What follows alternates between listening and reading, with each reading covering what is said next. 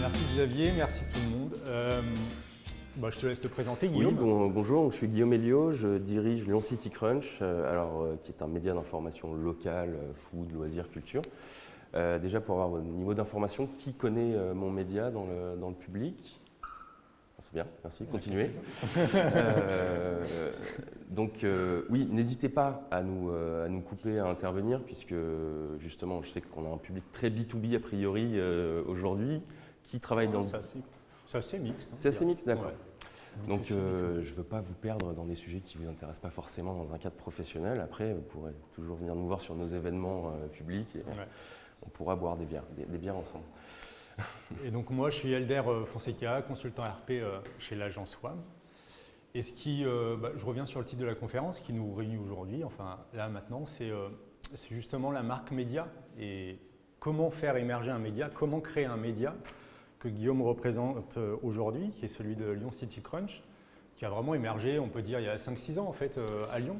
De manière professionnelle, oui, c'est le cas. Ouais. Sinon, on a créé le blog en lui-même il y a une dizaine d'années. Voilà. Donc, première chose à savoir, c'est que créer un média aujourd'hui en France, c'est très dur. C'est très dur, et Guillaume pourra en parler, mais il y a énormément, pour un pays grand comme la France, il y a énormément de médias en France.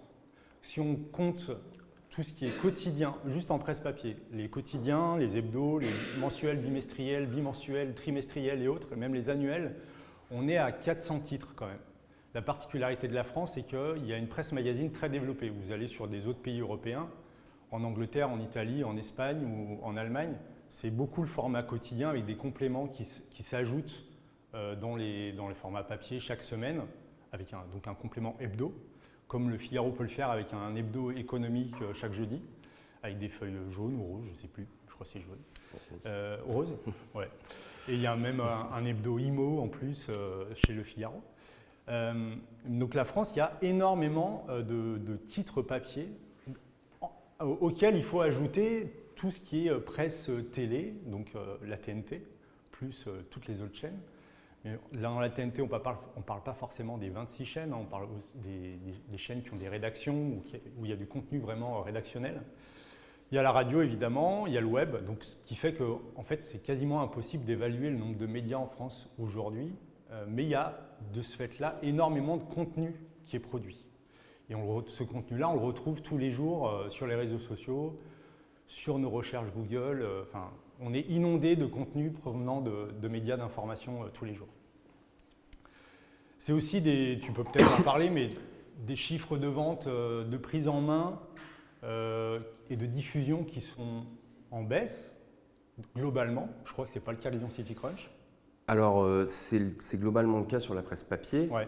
Sur le web, il y a des cycles de vie qui sont beaucoup plus courts que sur… Surtout la prise en main, ouais. Voilà, la prise en main, c'est quelque chose d'extrêmement dur sur la presse papier à évaluer. Alors, quand on vous donne un chiffre exact, c'est pas évident. C'est pas grave. La prise en main, pour savoir, c'est quand on achète un journal, par exemple, c'est le nombre de fois qu'il est récupéré par d'autres. Et donc, on estime de cette manière-là le nombre de lecteurs sur un exemplaire, ce qui permet derrière de vendre la publicité un peu plus cher. Voilà. C'est très compliqué. Après, c'est assez qualitatif, en tout cas dans la perception, une pub dans le papier par rapport au web ou sur des médias sociaux divers et variés. Là, on est très dans le subjectif, comme dans tout le monde des médias. Il y a aussi l'impression, ce qui est intéressant, ce qui permet aussi pour nous de travailler sur de l'éditorial, sur travailler notre audience, ce genre de choses. Mais c'est vrai que la diffusion papier baisse beaucoup. Je crois qu'on a Libé qui a 80 000. Oui, c'est ça.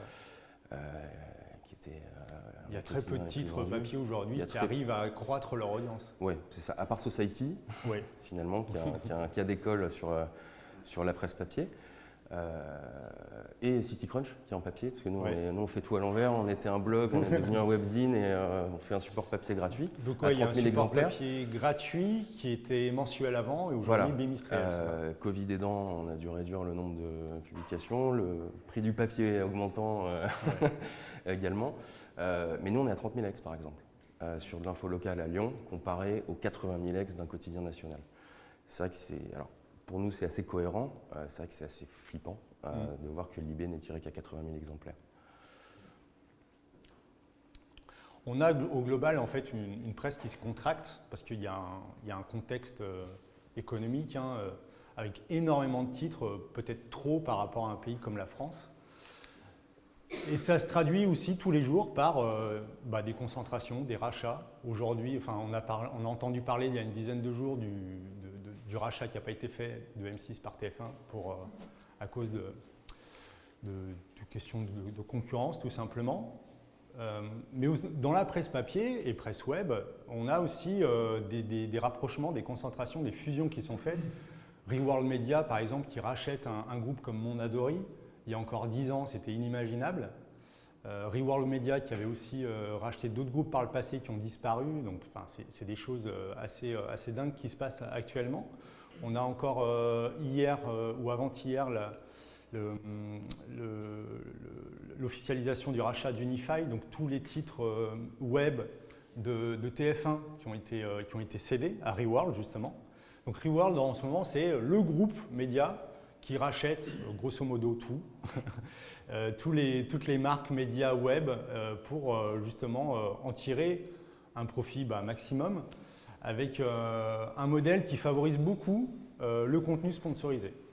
On le voit quand les marques de ces groupes, Mondadori et autres, ont été rachetées, chaque rédaction fait valoir sa clause de conscience. Donc c'est la rédaction qui démissionne collectivement quasiment parce qu'ils ne sont pas d'accord avec la direction qui est prise par le nouvel actionnaire. Et on a des groupes comme Gradia, des titres comme Gradia et autres qui se sont vidés de leur substance, des rédactions entières qui sont parties. On peut parler de Biba aussi, on peut parler de plein d'autres titres. Pour rebondir là-dessus, c'est justement tous ces titres-là étaient des supports papier qui avaient des gros tirages, complètement, qui vivaient assez grassement pendant très longtemps en vendant des pubs dans le monde du luxe, de la voiture, ce genre de choses, et qui ont basculé beaucoup sur le web, mais avec un modèle économique complètement différent. Et avec des recettes. Puis avec un Covid qui est arrivé par-dessus. Alors ça a été, comme dans plein de secteurs, un accélérateur soit de catastrophe, soit de l'émergence. Ça dépend aussi. C'est ça. Mais oui, je pense que c'est aussi lié à cette bascule print-web, avec des journalistes qui étaient habitués à travailler sur le print aussi, et qui n'ont pas forcément les mêmes codes que les rédacteurs web, journalistes web peuvent avoir maintenant, ceux qui arrivent sur le marché, entre guillemets, qui ont moins ces problèmes de confiance parce qu'ils sont nés avec les fameux digital natifs et qui ont plus des habitudes alors, je parle en connaissance de cause, nous on n'a pas de journaliste, par exemple. On est un média, mais on n'a pas de carte de presse chez nous. Et c'est vrai qu'on est très éthique, on a une moralité à toute épreuve, je vous rassure. Mais c'est vrai qu'on n'est pas dans les codes du journaliste avec sa charte de déontologie qui sont peut-être un peu datés finalement sur certains sujets. En tout cas selon nous. Après, encore une fois, on n'est pas Le Monde, on ne va pas chercher du Pulitzer. Mais c'est vrai que c'est intéressant d'avoir aussi ce modèle d'un secteur avec des salariés, des personnes qui ont commencé avec un système et qui doivent basculer sur un autre. C'est clair. Et là, je parle de la presse payante, évidemment. Ouais. Et donc, ces rédactions qui s'amincissent, il y a même des médias entiers qui disparaissent parfois, et des médias qui se créent pendant cette nouvelle période et qui ne parviennent pas à trouver leur modèle. À Lyon, il y a l'exemple d'ASAP, qui est une émanation du Progrès, qui était une application. Pour nous concurrencer, très concrètement. Exactement, qui était sur de l'agenda culturel, la sortie, et ça a duré, je crois, 3 mois. Il y avait eu une déclinaison aussi à Strasbourg qui était en test, et ça a duré 3 mois, pas plus, parce qu'ils n'avaient pas trouvé leur public qui est trusté du coup par vous. Ça ne s'invente pas. Voilà. Et pour montrer cette pléthore de médias en France, et là c'est qu'une petite partie, c'est cette infographie du monde diplomatique qui montre qu'il y a certes une poignée de personnes qui possèdent la très grande majorité de tous les médias, mais voilà, c'est pour vous montrer tout ce qui peut exister en France, et encore là, il n'y a pas tout. Voilà. Nous, on n'est pas dedans, par exemple. Et vous n'êtes pas dedans, par exemple, parce que j'ai cherché, et vous n'êtes pas dedans. Mais voilà, il y a vraiment énormément de groupes. Pour faire des recherches vraiment extrêmement approfondies sur la presse locale. Et donc il y a vraiment énormément de groupes, énormément de titres, et cette infographie-là, elle est mise à jour quasiment tous les mois, parce qu'il y a des rapprochements, des fusions, des rachats, des disparitions parfois, qui ont lieu quasiment toutes les semaines de l'année. Voilà. À Lyon, La presse, elle est dense aussi, c'est pas qu'en France. Et là, il n'y a qu'une partie des choses.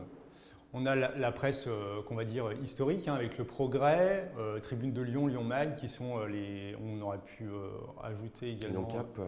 Comment ? Lyon Capital. Oui, Lyon Capital, que j'ai pas mis, qui sont les médias papier historiques à Lyon, qui traitent de l'actualité locale, l'actualité politique, sportive également. Plus les radios, les 3 radios de Lyon, Tonic Radio, Radio Scoop et Radio Espace. On aurait pu parler aussi de Lyon Première, il y a encore d'autres radios qui existent, plus des radios associatives, et puis des nouveaux médias, tels Lyon City Crunch, on parlait tout à l'heure d'Or Bleu durant la pause, mais qui n'est pas vraiment un média, mais qui est sur de la sortie culturelle aussi. Le Bonbon, qui, eux, ont fait la prouesse en quelques années de devenir quand même l'un des médias principaux à Lyon. Et puis MX, qui est plus sur un modèle genre brut, sur Instagram et TikTok, Facebook, et qui est vraiment qui a son site, mais où ils mettent pas. Le principal est vraiment sur les réseaux sociaux. Ce qui est une bascule, parce qu'ils ont commencé par un site web. Alors là, c'est vrai que ça aurait été intéressant même qu'ils participent également avec nous, parce que là, sur la bascule marque média, MX est un bon exemple, puisque ça a été fondé par 2 Lyonnais, qui étaient à la base très sorti musique à la base, ça se sent. Donc ils étaient, je fais leur pub, profitez-en. Non, pour le coup, on aime bien tout le monde, nous. Donc, et donc ils ont commencé sur le web, après ils ont voulu se développer au national, donc ils ont fait des thématiques plus magazines, et là il y a un vrai gap, une vraie difficulté, et ils sont recentrés sur Lyon, parce qu'ils ont même transformé leur nom Make X France, Make X Lyon. Tout à fait. Et là, ils ont complètement basculé par contre de médium. C'est-à-dire qu'ils sont passés du web à Insta, TikTok, ce qui n'est pas du tout notre cas par exemple. Là, c'est une stratégie vraiment très risquée selon moi. On en parlera sûrement après quand on fera le détail sur CityCrunch. Mais c'est très intéressant en termes de médias. Sur ces nouveaux médias, on a de la souplesse, beaucoup plus que Le Progrès ou Tribune de Lyon. Pour basculer plus rapidement, parce qu'on a un travail d'abord sur la marque média et pas simplement sur le support. Ben justement, pourquoi Lyon City Crunch? On a vu qu'il y a énormément de médias à Lyon, et pourtant Lyon City Crunch ce constat-là c'était le même il y a 5-6 ans, et pourtant Lyon City Crunch est parvenu à émerger. Et moi, mes questions, et c'est là où vous pouvez aussi intervenir, oui, c'est s'il vous plaît. Comment vous êtes créé? Déjà, premièrement, c'est quoi le parcours de toi et Pierre si je je suis associé avec Pierre Trouillet, qui à la base avait un blog, à l'époque des vieux blogs, de Caramel, parce qu'on n'est pas tout jeune, on n'est pas digital natif, nous. C'était un blog de sorties, il chroniquait ses sorties, ses tests de resto. C'est devenu un collectif de blogueurs, et nous, il y a 7-8 ans, on s'est dit, on va transformer tout ça en web magazine. On vient de la com, on est une agence de com, on vient de ça. Et on va transformer cette activité en activité professionnelle. C'est-à-dire qu'on s'est dit, on va autofinancer ce développement, ça prend du temps, de l'argent. On va le transformer en vrai journal, entre guillemets, mais sur les codes du blog, avec des rubriques, avec un calendrier éditorial. Enfin, en gros, pas le blog où on écrit quand on veut. Et ça a pris. Pas tout de suite, ça a pris parce qu'on avait les codes du marketing et de la communication. On a travaillé notre marque média, notre identité visuelle, notre ligne éditoriale, notre rythme de publication. Enfin, toutes ces questions que vous vous posez quand vous travaillez vos marques employeurs ou des stratégies sur des produits, on a fait pareil. Pour nous, agence de com, conseil, en fait, Lyon City Crunch a été notre client. Et on a travaillé tout en gardant l'ADN du blog. On s'adresse aux lecteurs, on leur raconte notre vie. On ne se prend pas trop au sérieux, on ne parle pas de choses qu'on n'aime pas. Au début, on était sur des chroniqueurs invités, parfois même bénévoles. Puis après, vous êtes arrivé sur des rédacteurs freelance, pigistes. C'est ça. On a évidemment une rédaction intégrée à notre niveau. Et puis après, on fait de la commande.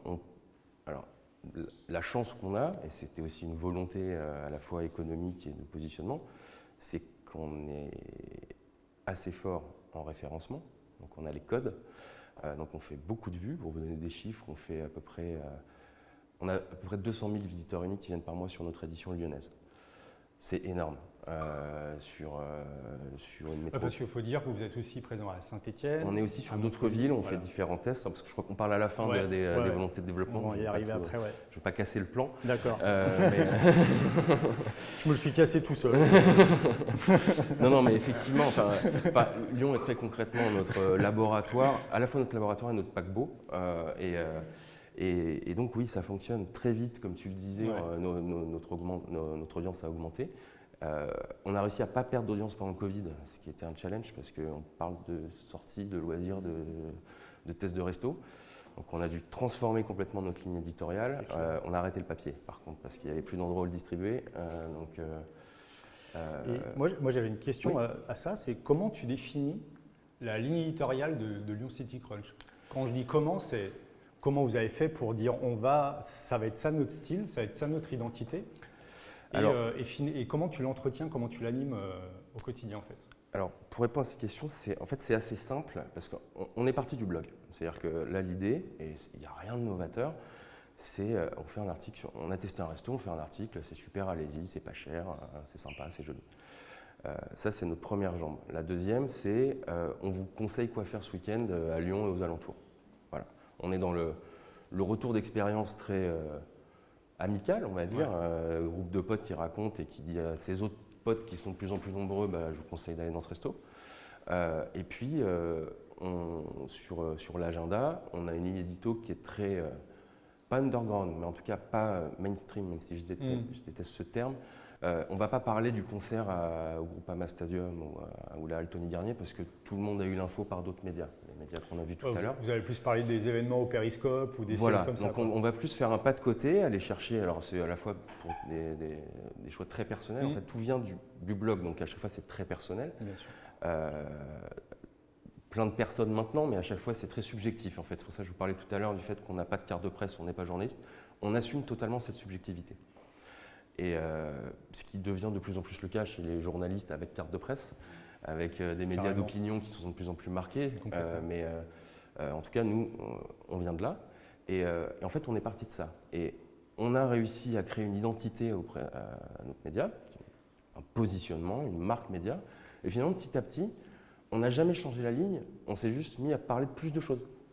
On s'est mis à parler d'expos, on s'est mis à parler de musées, on s'est mis à parler de randonnée. Mais justement, ces sujets-là, comment tu arrives comment vous vous dites, finalement, on va parler de ça? Est-ce que c'est des retours des lecteurs? Est-ce que vous avez étudié des personas en particulier, des cibles, et vous faites un pari, vous vous lancez là-dedans, ou c'est juste une envie de votre rédaction de parler de ça? Alors, il n'y a pas une réponse, du coup, il y en a plusieurs. Okay. C'est-à-dire que la première, et ce n'est pas forcément la meilleure stratégiquement, en tout cas économiquement, c'est on fait ce qu'on aime. C'est pour ça, économiquement, c'était complètement débile de lancer du papier, par exemple. Mais vraiment. Par contre, j'adore ça. C'est génial, c'est super.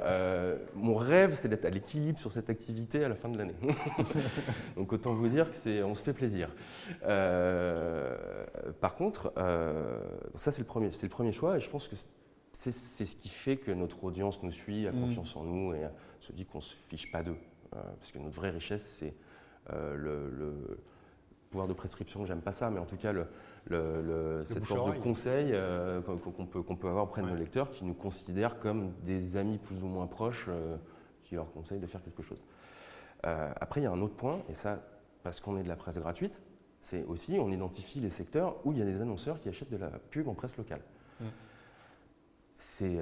On n'a pas le choix, on vit de la pub, on n'a pas de subvention, on n'a rien, donc on doit trouver des modèles économiques qui sont pertinents, surtout dans une tendance, et ça c'est une chance pour nous, qu'on a su anticiper, alors ça je ne sais pas si c'est le talent, la chance ou une espèce de combinaison, c'est que maintenant pratiquement toutes les marques achètent des contenus, tu parlais de contenus sponsorisés, c'est-à-dire qu'en gros, quelque chose qui se développe beaucoup, on parlait de Society, ils le font beaucoup par exemple, de manière très efficace parce que c'est… ils ont un côté agence d'ailleurs, chez Sopress. Ils ont une grosse agence de pub. Donc ça, c'est clairement un des choix sur les contenus éditoriaux qu'on va avoir. C'est soit carrément de la commande directe, C'est un très bon exemple, c'est qu'on a travaillé avant le Covid pendant assez longtemps, pendant 4 ans, avec l'aéroport de Lyon. On a créé avec eux une rubrique voyage sur Lyon City Crunch. Donc, encore une fois, c'est à la base complètement débile. Là, il faut avoir un pouvoir de persuasion auprès de nos annonceurs pour leur dire, en fait, plutôt que de… Là, le brief marketing, puisqu'on est aussi agence de com, ils étaient venus nous voir pour faire un bloc de marque pour le site de l'aéroport. Et en fait, on est ressorti de cette réunion en disant, non, en fait, on va faire une rubrique voyage sur City Crunch qui s'adresse à vos personas. Ouais, bien sûr. On va faire du contenu que vous n'allez même pas relire, parce qu'en fait, ça marchera mieux. C'est très concret. Vous venez nous voir parce que vous ne savez pas le faire. Et ben, en fait, on va le faire chez moi, on va le faire à ma sauce, on va toucher beaucoup plus de monde. Et dedans, on intègre vos actus, votre marque, votre logo, vos partenaires qui sont les compagnies. Les clients de l'aéroport, ce n'est pas nous, c'est les compagnies. Et faisons ça ensemble et laissez-nous faire, donnez-nous un peu d'argent pour qu'on puisse aller dans des villes. Et en gros, on faisait un city guide par mois à la City Crunch, entre guillemets, sur des villes européennes. Et ce qui permettait d'avoir du brand content de qualité, du trafic, parce que ça représentait jusqu'à 15% de notre audience. Ah oui, donc c'est énorme. C'était efficace. Et en fait, on l'a fait comme une rubrique. Et du coup, c'est un modèle que vous avez répliqué avec d'autres annonceurs. Vous avez fait des rubriques sponsorisées comme ça alors, plus ou moins thématiques, plus ou moins spécifiques. Mais nous, une grosse partie de notre modèle, alors c'est moins le cas depuis le retour Covid, parce que les marques investissent moins des gros billets d'un coup. Et alors, c'est reparti, le marché publicitaire.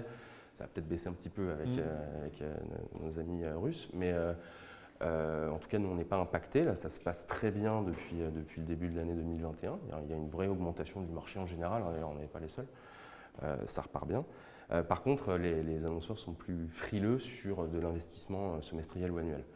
Et nous, très concrètement, quand on fait ce genre de contenu, on réfléchit à l'année. On ne va pas faire ça pour quelque chose qui dure 2 mois. Mais ça fonctionne. On l'a fait avec la métropole de Lyon. On revient… on est sur du tourisme local, mais en gros, on a travaillé sur du contenu sur la randonnée avec leur nouveau GR 169, où là, on a fait un dispo print web avec eux, mais sur du contenu où, en gros, on leur a dit laissez-nous faire, on va le faire, ça va bien marcher, ça va être plus sympa qu'une pub. Et puis voilà. Et du coup, les contenus sponsorisés, vous les envisagez comme un contenu rédactionnel de la rédaction normale ou En fait, oui.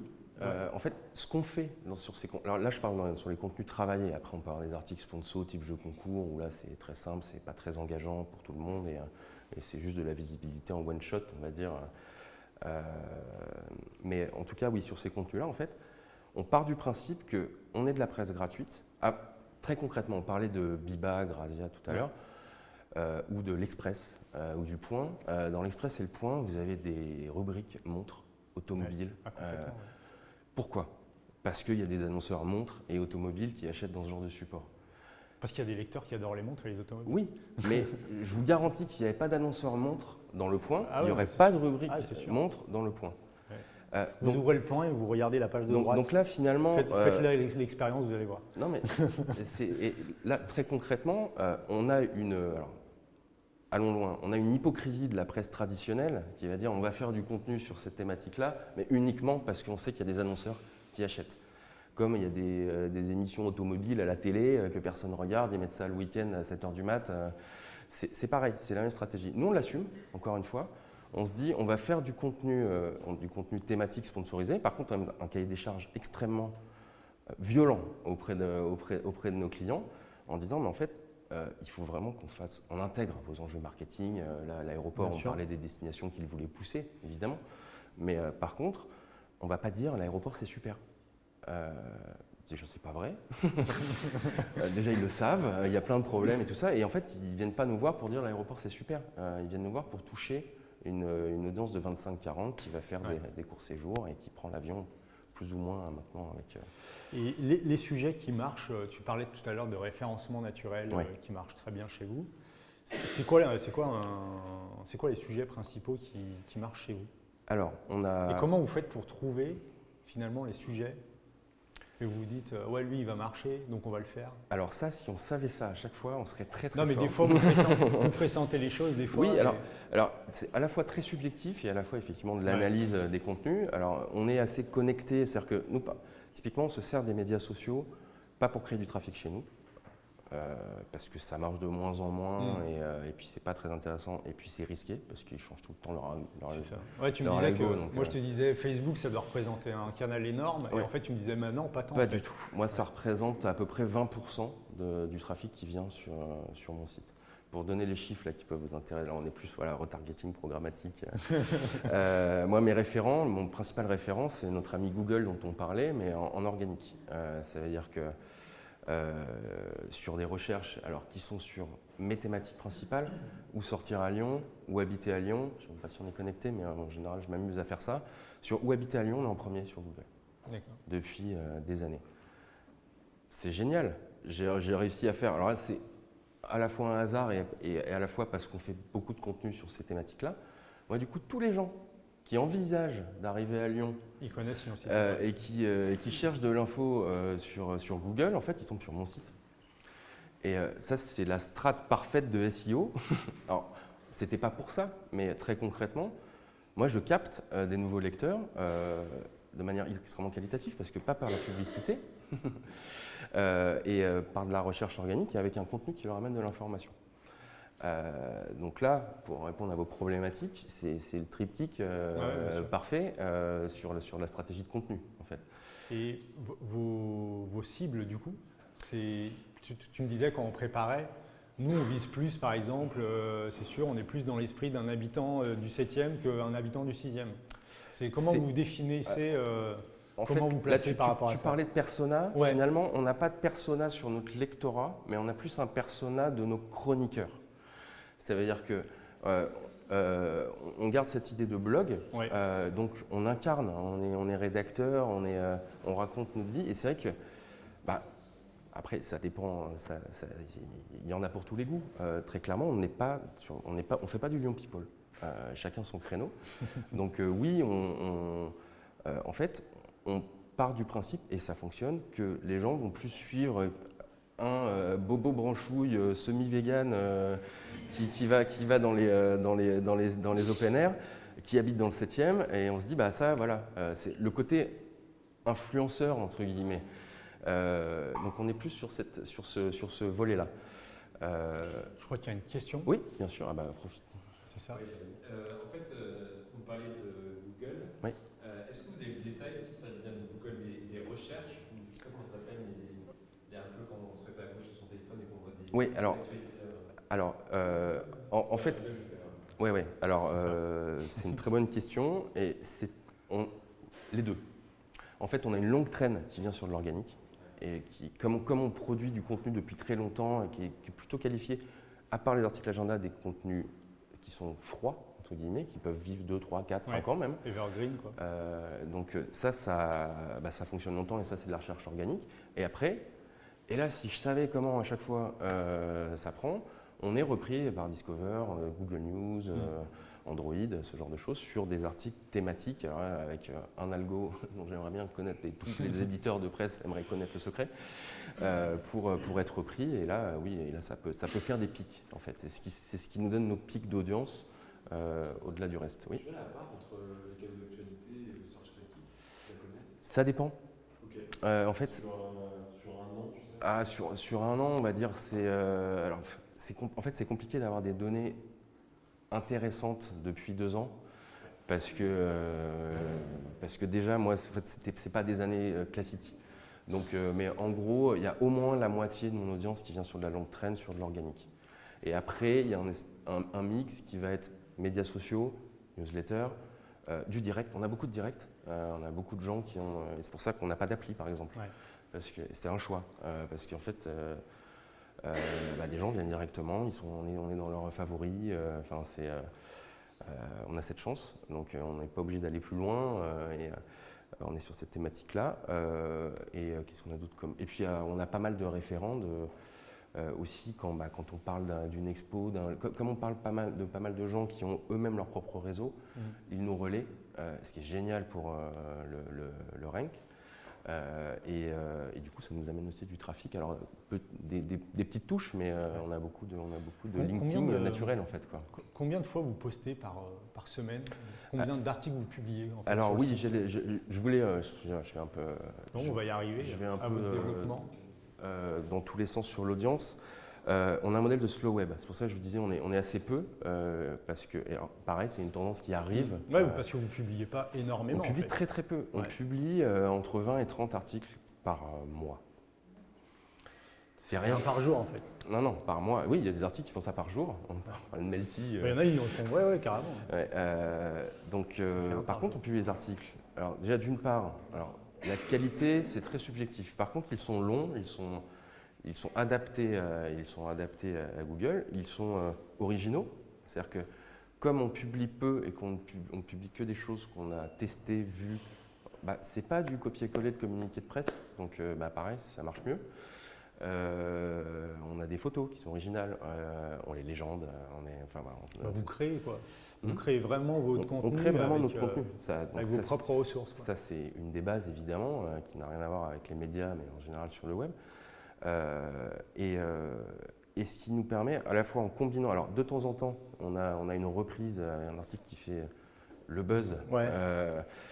Vous faisiez pas mal d'infographies à une époque. Oui, voilà. Alors, et ça marchait bien. Oui. Ça marchait super bien sur Facebook. Ouais, mais Facebook, ça m'amène pas d'audience. Ouais, je m'en fiche, moi. Ouais. Donc en fait, j'ai pas envie de donner de l'audience à Facebook. Moi, j'ai envie de donner de l'audience à mon site. Oui, mais à la fois, tu travailles ta marque sur Facebook, même si tu n'acquiers pas le trafic. On est d'accord. Ouais. C'est des choix. Moi, je suis un petit média. Si je pouvais faire, justement, si je pouvais avoir un plan de pub médias sociaux, activation, street, du covering de bus, je le ferais. Non, mais très clairement. Moi, je préfère mettre mon argent, on en parlait tout à l'heure, dans un média papier qui concrètement, à la fin de l'année, ne me rapporte rien. Par contre, c'est une publicité géniale pour ma marque. Au-delà du fait que ça m'éclate de faire du papier, mais ça ne faut pas trop le dire aux banquiers. Il faut le dire, oui, non, c'est une stratégie de diversification. On touche des annonceurs qui préfèrent la qualité du papier. Mais en tout cas, oui, on est sur ce modèle-là. On produit très peu, on fait du slow web. Et avec des thématiques. Alors, nos articles agenda sont très différents parce qu'eux, pour le coup, ils vivent 2 jours. Ouais, c'est parce que faire à Lyon ce week-end. Ouais, vous postez ça le vendredi et le dimanche soir, c'est déjà mort. Quoi. Le dimanche midi, même, il ne sert plus rien, cet article. Ouais, donc, par contre, il fait 25 000 vues. Ouais. Donc, c'est très utile. Et après, j'ai des articles de fond qui vont faire entre 1000 et 5000 vues au moment de la publication. Donc, soutenus par. Ce qui est beaucoup déjà, hein, franchement. Ce qui est pour nous la norme. En presse nationale, des fois, on n'arrive même pas là. Oui, non, mais c'est très concret, mais parce que on a une audience qui est de qualité, captive dans le bon sens du terme, ils nous suivent. On a une newsletter qu'on travaille bien, c'est-à-dire qu'on a entre guillemets que 15 000 abonnés. Pour nous, c'est pas beaucoup, mais parce qu'on la nettoie, mais tous les 3 jours. Et du coup, on a des taux d'ouverture qui sont là en ce moment, qui sont à 65%, je crois. C'est le rêve. Donc en fait, on fait tout pour être le plus honnête possible dans le traitement de notre information. On est sur la pub. Du coup, on n'a pas forcément de capture du site, mais, non, mais tu vas en parler. On pourrait aller dessus. On n'a pas de pop-up, on n'a pas d'interstitiel, on n'a que 2 formats. C'est du gré à gré et pas de la programmatique. Donc c'est aussi de l'annonceur qui est vu, perçu, mais pas intrusif sur le côté retargeting auprès de nos lecteurs. On a beaucoup d'utilisateurs d'AdBlock. Ouais. On le voit bien. Par contre, on a beaucoup d'utilisateurs d'AdBlock qui désinstallent AdBlock pour notre site. Et parce qu'on leur demande et ils le font. Donc c'est plutôt que vous êtes bien perçus et ils sont d'accord de vous donner ça. Et c'est ce qui est génial, à la fois pour nous, à la fois pour nos clients et à la fois pour nos lecteurs, c'est qu'effectivement, comme ils savent qu'on travaille de manière très qualitative avec les annonceurs, le contenu qu'on produit avec des annonceurs est extrêmement bien perçu. Donc en gros, c'est gagnant pour tout le monde. Et ça permet d'avoir des contenus, juste pour finir, des contenus qu'on n'aurait pas fait autrement parce qu'on n'aurait pas les moyens de les financer sur de la rédaction de journal classique. En fait. Est-ce que vous avez des questions? Vas-y Martin. Sur la partie expérience, est-ce qu'à chaque fois une expérience amène un article sur votre site? Non. Ou est-ce qu'il y a des expériences qui se passent pour X ou Y raison mal? Si c'est pas bien, on n'en parle pas. Ok, d'accord. Ça, c'est notre ligne édito. Alors, on va pas dire que tout est parfait. Quand on fait un article, c'est qu'à la base, on aime bien et on peut dire qu'il y a un ou deux défauts. Par contre, les choses qu'on n'aime pas, soit on ne va pas les tester parce qu'on sait qu'on ne va pas aimer, soit si l'expérience n'est pas bonne. Alors des fois, on se dit on y retourne, ça peut arriver, mais non, en fait, soit c'est bien, on en parle, soit c'est pas bien ou on n'aime pas, et, selon nous, et on n'en parle pas. J'ai une question, c'est d'un point de vue RP. Mhm. Moi, par exemple, je vous ai déjà envoyé des communiqués de presse. On va vous laisser. Ouais. et par exemple, ils n'ont pas toujours été repris. Alors, Mais pour certainement des bonnes raisons. alors, Et oui, justement, bien c'est sûr. quoi ces bonnes raisons? Le premier point. Après, faut le dire, tu es sur le développement commercial, tu n'es Ouais. pas à la rédaction. Oui. Donc, ce n'est pas forcément le Alors, déjà, point de c'est pas- vue c'est du pas- rédac c'est chef. pas moi qu'il faut insulter Voilà. déjà. Non, en premier lieu, et ça c'est le lot de tous les journalistes, blogueurs, rédacteurs du monde, c'est que des communiqués de presse, on en reçoit, même moi, on en reçoit des centaines par jour. Donc ça, c'est... Il y a une étude qui est sortie récemment où on dit qu'en France, en moyenne, un journaliste, c'est 100 communiqués de presse par jour. Ouais. Voilà. Mais Donc, c'est imaginez un peu le truc. Et moi, Imaginez 100 mails dans votre boîte de base, chaque matin. Et puis, la plupart sont très mal ciblés. Moi, par exemple, je reçois beaucoup d'informations pour des... je sais pas, je suis dans un fichier où les gens pensent que je suis dans le sud de la France, ou je reçois des invites à des vernissages à Paris, alors qu'on n'est pas encore à Paris. Mais voilà, donc ça c'est le premier point, c'est qu'en fait, il y a une quantité d'informations, donc même si l'information nous intéresse, elle peut être potentiellement noyée. Ouais. Le deuxième point, c'est que nous, on travaille avec les agences de presse. Comme je vous le disais, quand on va tester un resto, en fait, on ne dit pas qu'on va le tester, on ne dit pas qui on est et on paye notre addition. Donc en fait, on ne dit surtout pas aux agences RP qu'on va tester le resto, parce que nous, ce qu'on veut, c'est que l'expérience soit réelle et qu'on puisse la retranscrire auprès de nos lecteurs. Donc on ne fait pas, par exemple, tout ce qui est déjeuner de presse, ouverture de lieux, tout ça, parce que inauguration. Ouais. on sait que l'expérience, elle va être Biaisé. elle va être extrêmement biaisée, parce qu'en gros, on est gâté par les agences RP. Donc on ne vit pas une expérience utilisateur. Et nous, comme notre boulot, c'est de retranscrire une expérience utilisateur, on ne le fait pas. Et dernier point, on n'est pas beaucoup, donc, on peut prendre l'info. J'imagine que ça arrive que les infos qui sont envoyées par l'agence sont relayées. Et ça, c'est un mauvais travail de communication, mais par manque de ressources humaines. C'est qu'idéalement, il faudrait dire, on a parlé de vous à ce moment-là. Alors après, on se dit, les agences RP, a priori, ils font bien leur boulot de veille, donc ils le verront bien. Ça, à la limite, mais c'est vrai qu'on a cette relation un peu ambivalente avec les agences RP, parce que oui, ça peut nous apporter de l'info. Nous, on est sur un créneau un peu particulier, parce qu'à la limite, on se positionne plus sur les événements, par exemple, qui n'ont pas forcément d'agence RP et qui communiquent via de l'affichage sauvage ou un petit event Facebook, et on va aller le chercher, justement.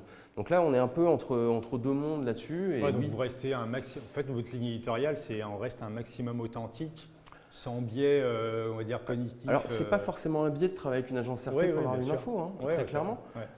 Et ça nous arrive. Et quand on a besoin d'infos complémentaires ou éventuellement. Alors, nous, en plus, on fait pas d'interview. Mais c'est pas forcément votre premier réflexe, quoi. Non, puis on n'a pas forcément besoin. Ouais, voilà. Et après, très concrètement, tes clients qui font des RP, sur des domaines spécifiques, quand ils veulent avoir une information impérative à telle date, sur tel sujet, avec ce lien qui renvoie vers quelque chose, il ne faut pas passer par la RP avec nous, il faut passer par la pub. Et en gros, acheter le fait. Non, en fait, ils n'achètent pas du contenu leur contenu qu'on va mettre chez nous, ils achètent le fait qu'on parle d'eux à ce moment-là. De manière extrêmement claire, à chaque fois, tout ce qui est fait comme ça, c'est identifié partenaire, bon plan, avec une identité visuelle qui est différente de notre rédactionnel classique. Mais par contre, c'est ce genre de relation très concrètement qu'on a avec les annonceurs. Très bien. Merci. Est-ce que vous avez des questions en plus de celles qui ont été posées? Ou est-ce que c'était très clair? Le budget, par exemple, pour l'aéroport qui devait travailler, c'est... Je ne peux pas vous le dire. Non, je suis désolé. Mais oui, en règle générale, sur des collaborations, sur un contenu à l'année, en fait, ça peut être très variable parce qu'on peut dimensionner avec du display associé. Donc, nous, on est sur des tickets d'entrée, entre guillemets, sur des contenus comme ça assez simples, à peu près à 20 000 € par an. Ce qui n'est pas très cher au final, parce que c'est même pas cher du tout. C'est pas cher. Alors après, pour l'aéroport, c'était plus cher parce qu'en plus, on finançait, nous, nos voyages. Donc là, c'est pour ça que c'est pas forcément d'ailleurs un bon indicateur. Non, mais alors, c'est pour une vraie bonne raison. On avait réfléchi justement à ne pas le faire comme ça, mais en fait, on s'est dit, bah non, on va faire une vraie expérience. Donc en fait, on fait gaffe. On fait gaffe à l'hôtel ou à l'auberge de jeunesse qu'on va choisir. Ouais, bien sûr. Et parce que dans nos articles, on mettait combien nous avait coûté le week-end. Ouais. C'est ça qui est intéressant, c'est de voir comment vous arrivez à cibler l'intention des gens qui viennent chez vous pour avoir de l'information et à la restituer le plus fidèlement et le plus authentiquement, quoi. Et ça, en fait, on n'a pas besoin de se forcer. C'est vachement facile, en fait. Il faut juste faire comme on fait d'habitude. Alors, et la chance qu'on a, c'est que comme on fait d'habitude, ça plaît à plein de gens. Ouais. Je pense que c'est ça aussi qui nous permet d'émerger. Puis après, évidemment, on a des codes, on travaille, on affine tout ça, mais je pense que la première règle, elle est là. Très bien. Moi, j'ai une question justement par rapport aux réseaux sociaux. Finalement, ce que vous décrivez, c'est que vous êtes un peu à contre-pied de ce qu'on peut constater ailleurs. Mais même les Le Monde, Guardian, New York Times ont trouvé des formats à consommer sur les réseaux sociaux pour entretenir leur marque, l'intérêt aussi vers les médias. Ouais. Est-ce que quand même vous constatez une émergence du trafic des réseaux sociaux? Parce que finalement, alors j'ai cru comprendre que vous êtes sur les 25-40, mais peut-être encore moins, je ne sais pas. Si, c'est ça. Si, c'est ça, ouais. 90% de notre audience a plus de 25 ans. On sent que les réseaux sociaux prennent, et notamment l'aspect visuel, prend de plus en plus de place dans les recherches. Je parle, on est concerné par l'organique. Ça m'intéresse de savoir quand même comment vous envisagez le truc. Aujourd'hui, vous restez sur vos formats que vous maîtrisez chez vous. Vous voyez les choses progresser ou pas? Alors, c'est ce que je disais tout à l'heure. En fait, oui, c'est des formats qu'on maîtrise. On ne s'accroche pas à notre rocher parce qu'on a peur d'aller ailleurs. En fait, il y a deux raisons principales. C'est que la première, elle est très concrètement économique. Je n'ai pas les moyens d'avoir un CM, voire un rédacteur qui fait du contenu Insta ou TikTok vidéo. Le Monde fait ça très bien. Ils ont un TikTok super en mode faux. Mais ils ont des moyens de ouf. Faux truc à l'arrache. Mais en fait, là, c'est de la com pour eux, en fait. Parce que ça n'amène pas de lecteurs au Monde, en tout cas pas en direct. Donc, en gros, ils ont des moyens en com que je n'ai pas. Ça, c'est vraiment le premier point. Et le deuxième point, c'est qu'en fait, on ne fait pas ça. On ne fait pas du snack content. On fait du contenu qui n'est pas, sur de la presse générale. On ne fait pas de l'info politique, on ne fait pas ce genre de choses. Nous, notre créneau, c'est de l'info loisir, on va dire, loisir culture. Par contre, c'est pas du snack. On n'a pas le temps en 30 secondes, avec ou 3 écrans de story, de dire vraiment ce qu'on a fait. C'est pas ce qu'on fait, c'est pas notre métier en fait. Ça, c'est le métier influenceur, il y en a qui le font très bien, mais c'est pas notre métier. Et ça, c'est un vrai choix éditorial par contre. En fait, on n'a pas envie que les gens nous suivent uniquement sur Instagram. J'en ai pas envie. On est venu sur Instagram très tard, par exemple. Notre Instagram, il y a 4 ans, je crois, et on a fait 400 posts. Vous voulez de l'attention, quoi. Vous voulez de l'attention et comme vous disiez, newsletter. Oui, et puis alors on fait aussi des événements. Comme on est un site info local, on faisait beaucoup d'événements, on en fait un peu moins. On peut s'adresser à nos lecteurs par plein d'autres moyens. Et ça, c'est aussi notre. Ouais. On en fait bientôt, le 24 février, on fait un love boat, on fait des croisières électro qu'on fait pendant les nuits sonores normalement. On fait 3 jours de, je sais pas, vous avez peut-être déjà vu passer un bateau avec des gens débiles qui c'est nous. Voilà. Non, oui, voilà, on fait de l'événementiel. Enfin, c'est logique dans le modèle économique, c'est-à-dire qu'en fait, on a un vrai pouvoir de prescription. On envoie plein de gens sur les événements. Bon, c'est pas grave, on fait les nôtres du coup, aussi. Donc, en fait, on utilise tous les codes de la communication pour toucher nos lecteurs, les fidéliser, les animer et pour les conquérir. En fait, très concrètement, pour une marque média comme la nôtre, TikTok, c'est pas le meilleur moyen. C'est très concret.